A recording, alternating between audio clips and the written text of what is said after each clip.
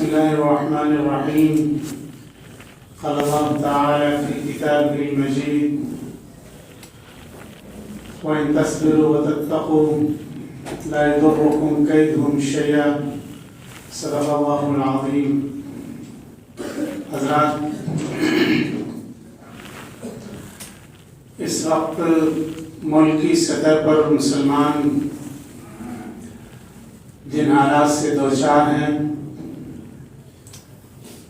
وہ آپ کے سامنے ہیں، اور ان حالات کی وجہ سے بہت سے لوگ مایوسی کا شکار ہیں، بہت سے لوگ خوف کی کیفیت میں مبتلا ہیں،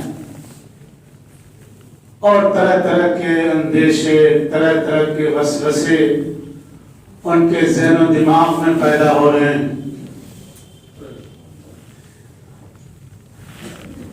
اس سلسلے میں بنیادی طور پر کچھ باتیں سمجھنے کی ضرورت ہے۔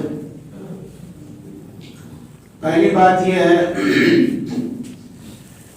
کہ آزمائش ایمان والوں کی ہوتی، غیر ایمان والوں کی آزمائش ہونا ضروری نہیں۔ تو یہ کہنا کہ یہ آزمائشیں کیوں ہو رہی ہیں، یہ آزمائشیں اس لیے ہو رہی ہیں کیونکہ ایمان والوں کے ساتھ آزمائشوں کا سلسلہ ہمیشہ سے جاری رہا۔ انبیاء کرام کو آزمایا گیا، ان کے ماننے والوں کو آزمایا گیا، حضور اکرم صلی اللہ علیہ وسلم کو آزمایا گیا، اور صحابہ کرام کو آزمائش سے گزرنا پڑا۔ تو اس آزمائشیں اس امت کا حصہ ہیں، اس امت کی ساتھی۔ اللہ تعالیٰ نے ارشاد ہے: الف لام میم حسب الناس ان یترکوا ان یقولوا آمنا وهم لا یفتنون، کہ لوگ یہ سمجھتے ہیں کہ ہم صرف اتنا کر کے بچ جائیں گے کہ ہم ایمان والے ہیں۔ اللہ تعالیٰ فرماتا ہے کہ وَلَقَدْ فَتَنَّا الَّذِينَ مِن قَبْلِهِمْ، کہ ہم نے پہلے کے لوگوں کو بھی آزمایا اور ان کے بعد والوں کو بھی آزمائیں گے۔ تو ایمان کی قیمت چکانی پڑتی، ایمان کا امتحان دینا پڑتا ہے، اور ایمان کی قیمت کیا ہے کہ ایمان والوں کو آزمائشوں سے گزرنا پڑتا ہے۔ اس لیے ایمان والوں کو آزمائشوں کے لیے تیار رہنا چاہیے، آزمائشوں کے لیے اپنے آپ کو تیار رکھنا چاہیے، ذہنی طور پر اور دماغی طور پر،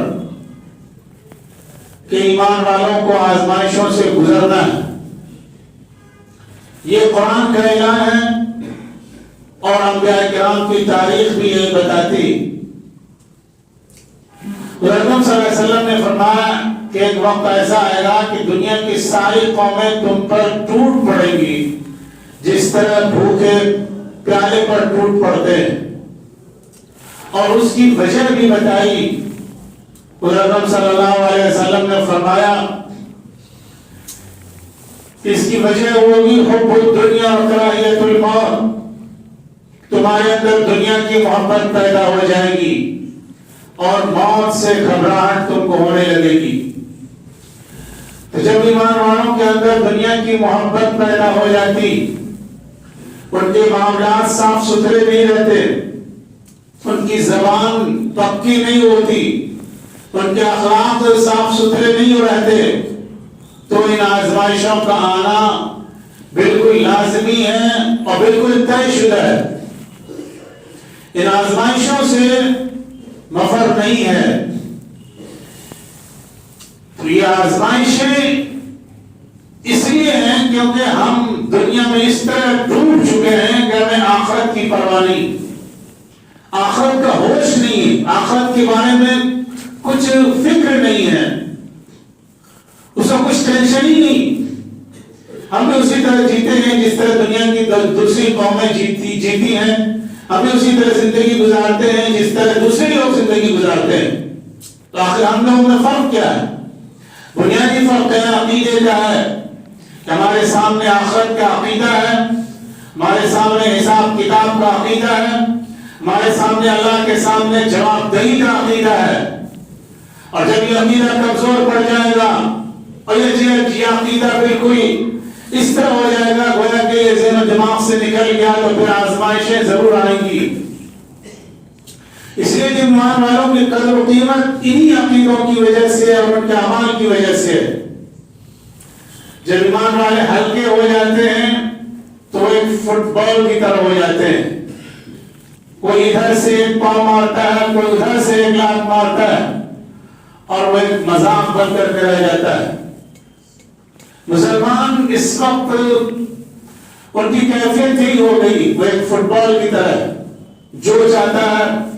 کوئی مسجد پر کامنٹ کرتا ہے، کوئی مدرسے پر کامنٹ کرتا ہے، کوئی حجاب پر کامنٹ کرتا ہے، کوئی کسی اور چیز پر کامنٹ کرتا ہے. جس کو جو من میں آتا ہے وہ بولتا رہتا ہے. کوئی اس کی زبان پکڑنے والا نہیں، کوئی اس سے باس پرس کرنے والا نہیں. اس لیے کہ ہم ہلکے ہو گئے، ہم فٹ بال کی طرح ہو گئے. فٹ بال میں ہوا جب تک ہوتی تو اس کو اڑایا جاتا ہے، لیکن فٹ بال میں اگر لوہا بھر دیا جائے تو پھر اس کو جو مارے گا اس کے پاؤں ٹوٹ جائیں گے، اس کی انگلیاں زخمی ہو جائیں گی. اس لیے اس کے اندر وزن پیدا ہو گیا. ایمان والوں کے اندر وزن جب پیدا ہوتا ہے ان کے اعمال کے نتیجے میں، ان کے ایمان کے نتیجے میں اور ان کے اخلاق کے نتیجے میں، کہ دنیا کی کسی قوم کی یہ ہمت نہیں ہوتی کہ وہ ان کی طرف آنکھ اٹھا کر کے دیکھ سکے. اللہ تعالیٰ ان کا روح دوسروں پر ڈال دیتا ہے اور یہ روح پیدا ہوتا ہے اعمال کے نتیجے میں، اخلاق کے نتیجے میں. اور جب مسلمان کے معاملات بھی اسی طرح ہو جاتے ہیں بلکہ دوسروں سے بھی بدتر ہو جاتے ہیں تو پھر یہ مسلمان ایک فٹ بال کی طرح ہو جاتا ہے. مسلمانوں کے جو اعمال ہیں وہ دوسروں کی طرح ہو گئے بلکہ اس سے بھی بدتر ہو گئے. ہمیں اپنے ایمان میں جھانکنے کی ضرورت ہے کہ یہ حالات کیوں کر پیدا ہوئے، ہمارے معاملات کہاں تک درست ہیں، ہمارے اخلاق کہاں تک درست ہیں. ایک چھوٹی سی مثال آپ لے لیجئے کہ حضور اکرم صلی اللہ علیہ وسلم نے مسلمانوں کو بلکہ پوری انسانیت کو ایک کلچر دیا، زندگی گزارنے کا پورا سسٹم دیا. اس سے بہتر کلچر، اس سے بہتر سسٹم اور اس سے بہتر تہذیب کوئی دنیا کی قوم نہیں پیش کر سکتی جو حضور اکرم صلی اللہ علیہ وسلم نے جس کا نمونہ دنیا کے سامنے پیش کیا. لیکن اگر آپ دیکھیے شادی بیاہ میں مسلمان کھڑے کھڑے کھاتے ہیں، جس طرح جانور کھاتے ہیں اسی طرح لوگ کھڑے کھڑے کھاتے ہیں. یہ ایک مثال ہم دے رہے ہیں، اس کی سینکڑوں مثالیں ہو سکتی، لیکن ایک مثال سے حالات کا اندازہ لگایا جا سکتا ہے. جس قوم کو نبی نے ہر چیز کا طریقہ بتایا، ہر چیز کا سلیقہ بتایا اور اس سے بہتر سلیقہ دنیا میں کوئی نہیں ہو سکتا تھا سائنٹیفک اعتبار سے، لاجک کے اعتبار سے. آج وہ جانوروں کی طرح کھڑے ہو کے کھا رہی، یہ ہمارا کلچر آ گیا. تو جب ہم نبی کے طریقے کو چھوڑ دیں گے اور جانوروں کے طریقے کو اختیار کریں گے تو ہمارے اوپر حالات آئیں گے. نبی کی تہذیب کو جب ہم دوسری نظر سے دیکھنے لگیں گے اور اس وجہ لیں گے کہ فیشن کے خلاف ہے اور یہ بیکورڈ لوگوں کی پہچان ہے. حضور اکرم صلی اللہ علیہ وسلم نے جو طریقہ دیا ہے اس سے زیادہ دنیا میں کوئی فارورڈ طریقہ نہیں ہے، اس سے زیادہ کوئی سائنٹیفک طریقہ نہیں ہے، اس سے زیادہ کوئی ماڈرن طریقہ نہیں ہے. یہ غلط فہمی دل و دماغ سے نکال لیجئے کہ اس طریقے پر چلنے کی وجہ سے ہم بیکورڈ ہو جائیں گے. اس طریقے کے علاوہ علاوہ جتنے طریقے ہیں وہ جانوروں کے طریقے ہیں. اس راستے سے اگر آپ ہٹیں گے تو جانوروں کے راستے پہ چلیں گے. تو ہم نے حضور کے طریقے کو چھوڑ دیا اور جانوروں کے طریقے کو اختیار کر لیا. اس سے زیادہ افسوسناک بات کیا ہو سکتی اور اس سے زیادہ ماتم کرنے کی بات کیا ہو سکتی. کس لیے دنیا کی محبت ہے؟ ہم اپنے آپ کو ماڈرن بننا چاہتے ہیں, ہم اپنے آپ کو فارورڈ بننا چاہتے ہیں, فیشنیبل بننا چاہتے ہیں. یہ دنیا کی محبت ہے جو ہم کو جانوروں کے طریقے کی طرف لے جا رہی. اور دوسری چیز کیا بتائے گی؟ موت سے گھبراہٹ. آج کل ہر آدمی موت سے ڈر رہا, جبکہ موت کا اللہ تعالیٰ نے ایک وقت طے کر دیا. وَلِيَأْخِرَ اللَّهُ نَفْسًا إِذَا جَاءَ أَجَلُهَا وَاللَّهُ خَبِيرٌ بِمَا تَعْمَلُونَ. کہ جب موت کا وقت آئے گا تو وہ ٹل نہیں سکتا. کوئی اپنی پراپرٹی کو لے کے ڈرا ہوا ہے, کوئی اپنے کاروبار کو لے کے ڈرا ہوا ہے, کوئی اپنے بزنس کو لے کے ڈرا ہوا ہے, کوئی اپنے بچے کے فیوچر کو لے کے ڈرا ہوا. ہر آدمی ڈرا ساما دبکا بیٹھا ہوا, موت سے گھبرا رہا.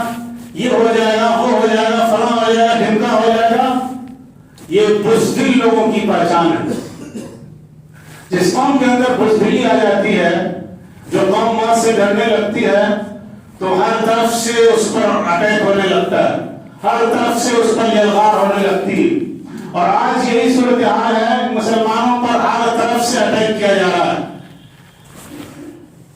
یہ بزدلی کی وجہ سے ہے, یہ دنیا کی محبت کی وجہ سے ہے, یہ اعمال کے گندے ہونے کی وجہ سے ہے. جس کے اعمال گندے ہوتے ہیں وہ موت سے ڈرتا ہے, جس کے اخلاق گندے ہوتے ہیں وہ موت سے ڈرتا ہے, جس کا کردار گندا ہوتا ہے وہ موت سے ڈرتا ہے.